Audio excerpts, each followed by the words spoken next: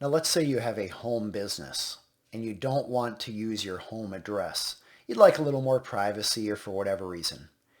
You can use a registered agent service. There are a number of them. They're about $100 per year, and they'll let you use their physical address as your office address. So that's an option, but most business owners, they just put in their address. So I'll fill that out. And this is Angel's Bakery's physical address. Now, mailing address. This is only if you cannot receive mail at the registered office address. Most people can receive mail at their physical address, so there's no reason to fill that out. If you couldn't for some reason, you're welcome to fill that out. Add an attachment if you want. Now, this is optional. I usually do this for my clients, especially when it's high stakes, because I'll add some additional language in the articles of organization. It's not required, but as an attorney, I'm held to a much higher standard. People are paying good money to make sure that they have the fullest protection afforded under law. We're not going to get into that because it's not required to set up an LLC. And this is what we're trying to do here is a do-it-yourself LLC. That would not be do-it-yourself. That would involve attorney drafting language to add to your articles. So, since we're not modifying the articles, we are going to move on to the next section. And here it says, where should I deliver the documents electronically? That means by email.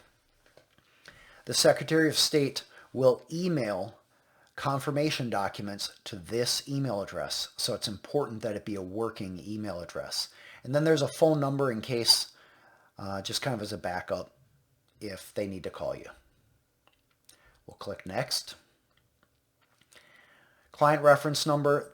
This is primarily for attorneys if they want to type in there, hey, I'm doing this for a particular client. Like this is for John Smith. But in this case, if you're setting up an LLC yourself, you don't need to fill that out. It's just, again, for your own internal records. All right, for official notices, what email address do you want to use? Well, I'm going to drop in my email address for this example here. Put it in twice. And I always keep this box checked. It says check here to have this email address excluded from requests for bulk data. In other words, if you don't want a bunch of junk mail, leave it checked. If you want junk mail companies to get your email address, uncheck it. I don't want spam and junk mail, so I leave the check mark in place. Click Next. Now this is a little survey, and if you'd like to do it for the state of Minnesota, it's fairly simple. I believe this is optional, and you can skip it. It tells them how many women, business owners, veterans, etc. are there. But I'm just going to click Next, and we skip it. Again, it's not required. All right, you can confirm here that the information you entered is correct. Looks like Angel Smith is the organizer, 12345 Cookie Lane.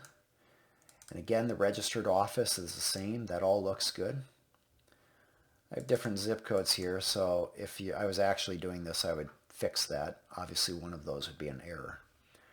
Let's make sure that the email address and phone number are correct for who's going to get the document.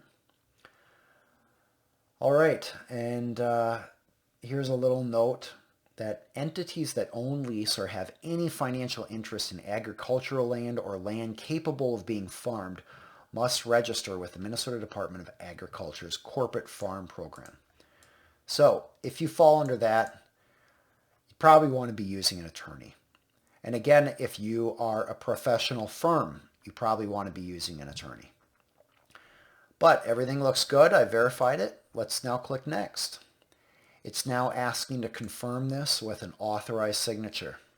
And this is where you can just type in your name. In fact, let's do Angel Smith, because in this scenario, we're assuming Angel Smith has filled this out.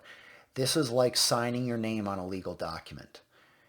Note here, a typed name in the space for the signature is legally considered a signature under Minnesota statutes. All right, so we click Submit. All right, and then there is a process for continuing to make payment.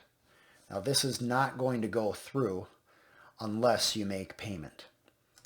That's a fairly straightforward process. You connect to US Bank, you enter your bank or credit card information, and pay for it.